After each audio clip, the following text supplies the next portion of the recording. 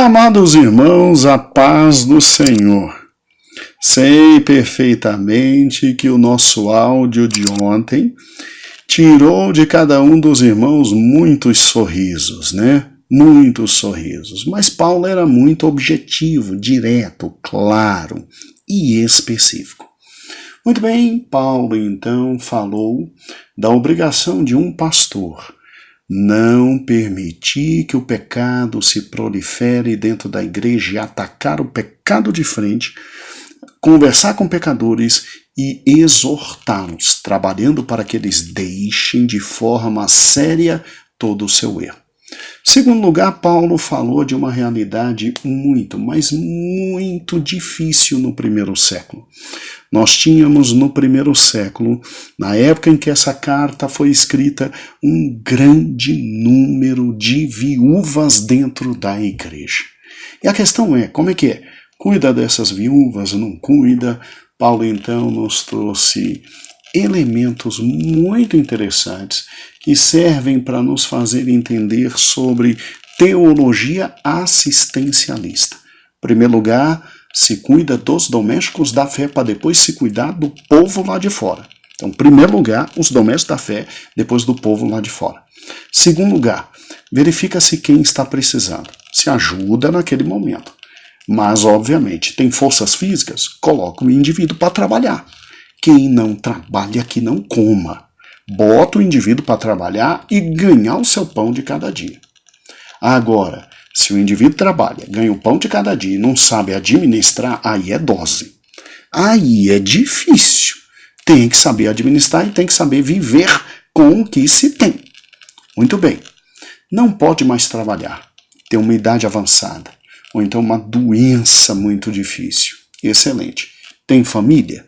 Bem, se tem família, vamos chamar os familiares para cuidar. E se os familiares não cuidarem, ação de alimentos. Sem dó e piedade, justiça na cabeça, paulada na cabeça e vai pagar alimentos.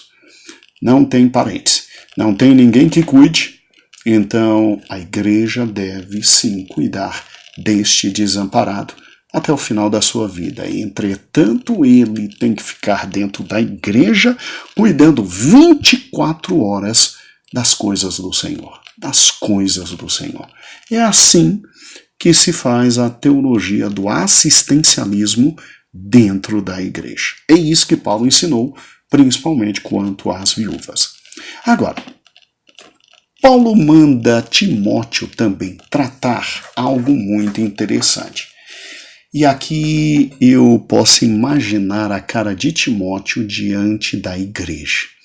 Ainda bem que as cartas de Paulo mandava ler na frente de todo mundo, com todo mundo ouvindo, desde crianças até o mais idoso. E eu posso imaginar a cara dos avarentos, a galerinha que adora um dinheiro, o mão de vaca. Eu posso imaginar a cara do mão de vaca quando em 1 Timóteo capítulo 5, versículo simplesmente 17, Paulo diz assim: os presbíteros que governam sejam bem estimados e dignos de duplicada honra. A palavra honra aqui não é no sentido de só honrar, não. A palavra honra, como eu já te falei, é no sentido de salário, de dinheiro para viver. Principalmente os que trabalham na palavra e na doutrina. O que Paulo está dizendo aqui? Meu amigo, pegue as pessoas que cuidam da igreja. Pegue as pessoas que trabalham na igreja. Principalmente os que trabalham na parte mais difícil da igreja, que é a parte da palavra, da doutrina e que ensina. E pegue esses indivíduos e eles são estimados e têm direito a ganhar um excelente salário. E a razão de Paulo dizer isso foi extremamente simples. Como é que eu simplesmente tenho gente trabalhando em tudo e todo obreiro é digno do seu salário e vocês querem colocar na miséria o presbítero, ou seja, o pastor, ou seja, o bispo? Como é que vocês querem que o cara viva na miséria? Ah, mas eu posso imaginar a cara da galera mão de vaca, dos indivíduos que simplesmente diziam: não, é pastor, é sacerdócio, tem que sofrer pela obra de Deus. Pois é, Paulo sabia que a igreja em Éfeso tinha pequenos problemas com dinheiro, né? E Paulo disse: é para pagar um bom salário, porque há algo muito simples. O boi que trabalha, versículo 18, o boi que trabalha, você não ata a boca. Ele que trabalha, ele tem o direito de comer. Aí você vai pegar o indivíduo mais importante na face da terra, o profissional mais relevante da face da terra, que é aquele que está tentando conduzir os outros aos céus, que é o pastor, e vai dizer que ele não é digno de um bom salário. Ah, meu amigo, digno é o obreiro do seu salário, e esse é duplicada a honra, esse tem que cuidar bem, esse tem que pagar bem. Fantástico, né? Fantástico, fantástico, fantástico. Deus não deixaria aqueles que viveriam do ministério passar fome. É por isso, irmãos, que louvado seja o nome do Senhor, os nossos dízimos, porque quem vos fala é um dizimista, e eu falo isso com uma felicidade enorme. O diabo tem uma raiva disso. Olha que interessante. Como eu falo isso feliz. Olha que interessante, nós que somos dizimistas, a gente dizima e a obra de Deus está crescendo no país inteiro e pastores são pagos e a gente tem felicidade de dizer que paga os nossos pastores e eles são pagos em dia, não tem salário atrasado. Tudo que minha mãe, nossa pastora presidente, combina, ela faz e ela paga e ela entrega, e louvado seja o nome do Senhor. Louvado seja o nome do Senhor. Amados irmãos, como Deus é bom e eterna a sua misericórdia. Sim, existem alguns pastores que simplesmente não recebem salários e trabalham de forma voluntária. E eu tenho essa felicidade de dizer isso. Eu falo com a boca cheia e aberta que eu sou um desses pastores que trabalha de forma voluntária, de forma amorosa. E louvado seja o nome do Senhor. Louvado seja o nome do Senhor. Eu não vou falar dos outros pastores porque eu não sei da vida deles, mas pelo correto, todos os pastores de nossa igreja deveriam receber um excelente salário, deveriam receber um pagamento fantástico. E escute, meu amado pastor, Deus está nos dando um povo amoroso, um povo que contribui, e você vai ver, nós ainda vamos ter condições de te dar um salário alto, da grandiosidade, da dignidade que é um obreiro do Senhor. Pode ficar tranquilo. Pode ficar tranquilo, nós vamos chegar nesse tempo. O Senhor vai nos abençoar. Se Jesus não voltar antes, meu amado irmão, com a administração que nós estamos tendo, nada de gastar mais do que temos, tudo certinho, tudo conforme, tudo no dia, e a gente aprendeu isso do nosso antigo pastor, nós vamos chegar lá. E Paulo diz, eu queria ter visto a cara dos avarentos, dos mãos de vaca ouvindo isso, lá da igreja de Éfeso. Digno é o obreiro do seu salário, e ó Timóteo, aqueles que governam bem, sejam estimados de dupla honra, principalmente os que se afadigam na palavra para ensinar a doutrina. Agora olha que coisa fantástica. E como é que você vai fazer agora, Timóteo, quando souber que um pastor está em pecado? Que um presbítero que cuida da igreja está em pecado? Que um evangelista está em pecado? Primeiro, acredita no teu pastor. Acredita no teu evangelista, acredita no teu obreiro, não vá recebendo acusação nenhuma de cara e tomando precipitadamente posições. Não é para fazer isso. Olha o que diz o versículo 19.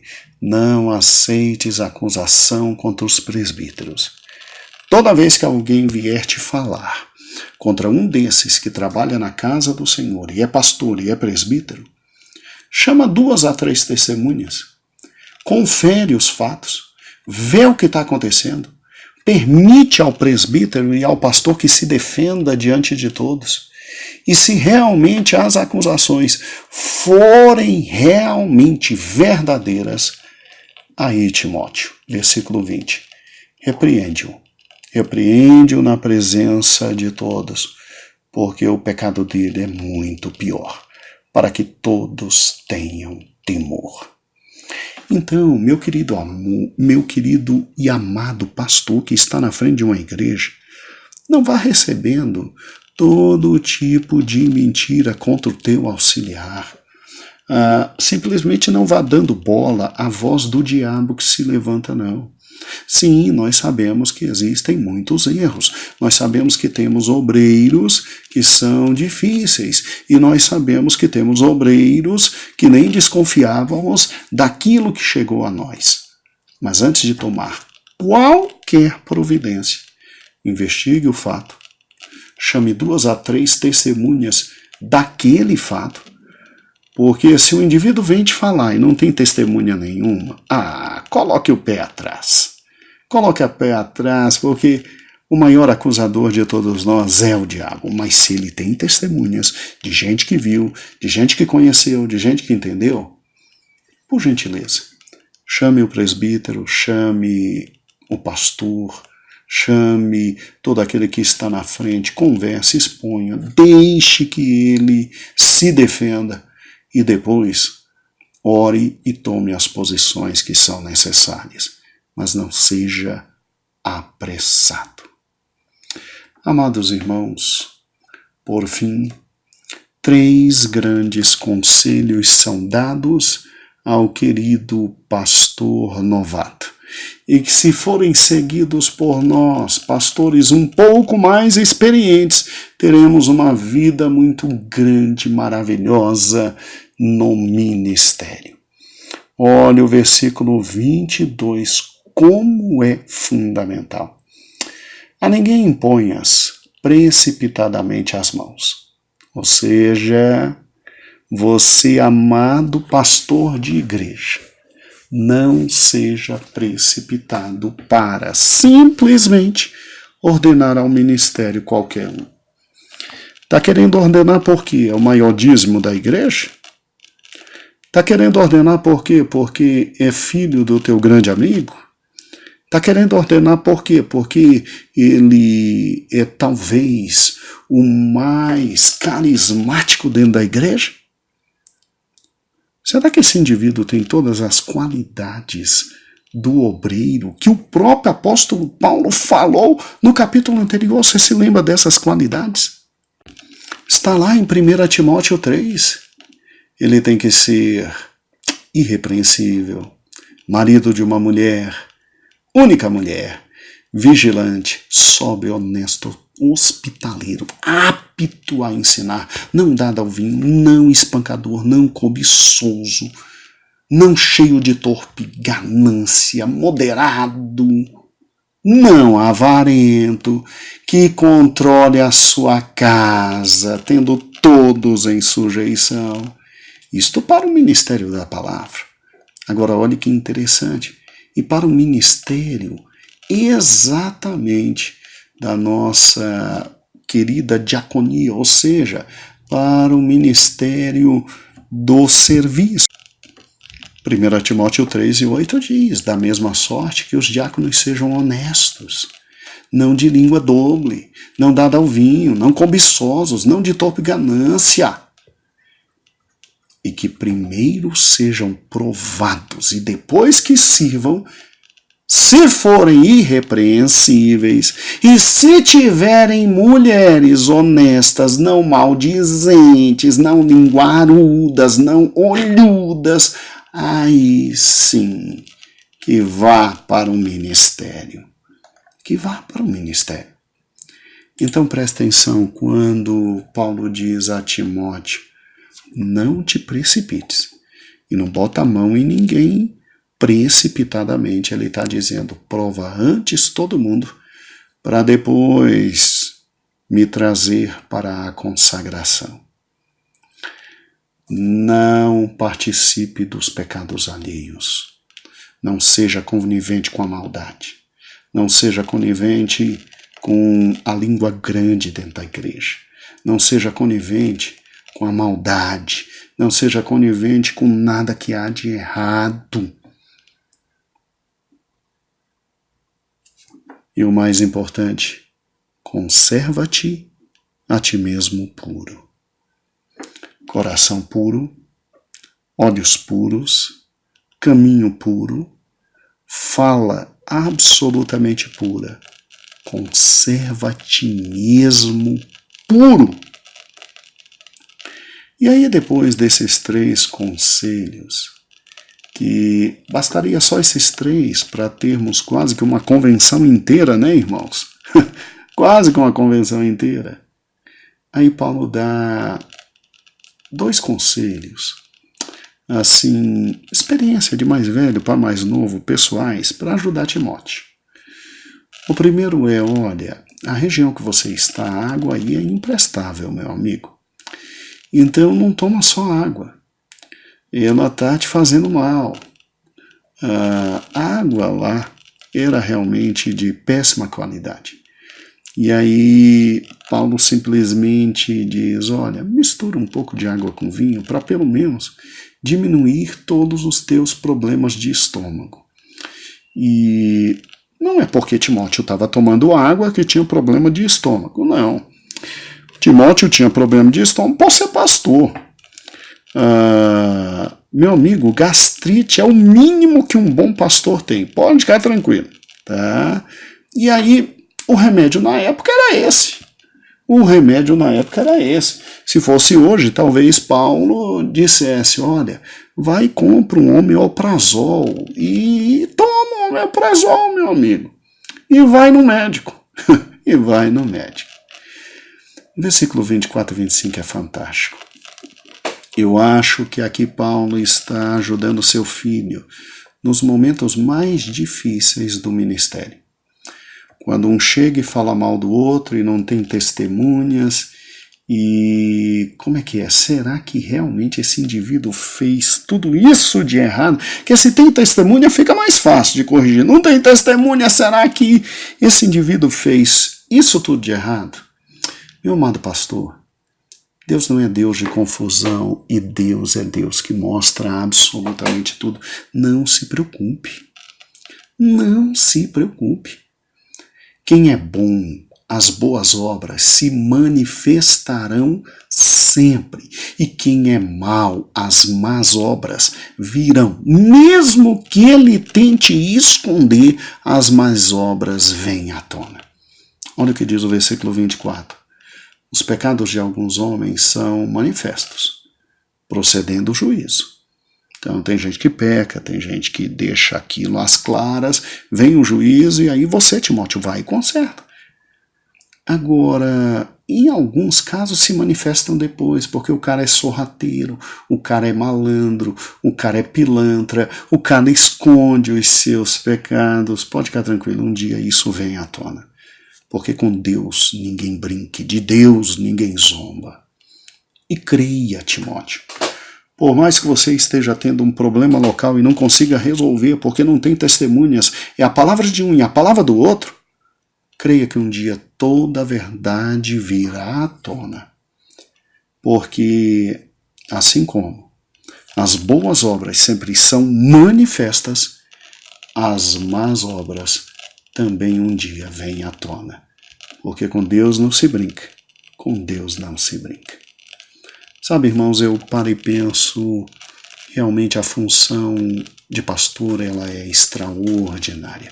Quando se olha Timóteo capítulo 5, a grandiosidade dessa função, você tem que levar as pessoas à verdade, à sã doutrina, à palavra de Deus, aquilo que vai levá-las ao céu, isto é impagável.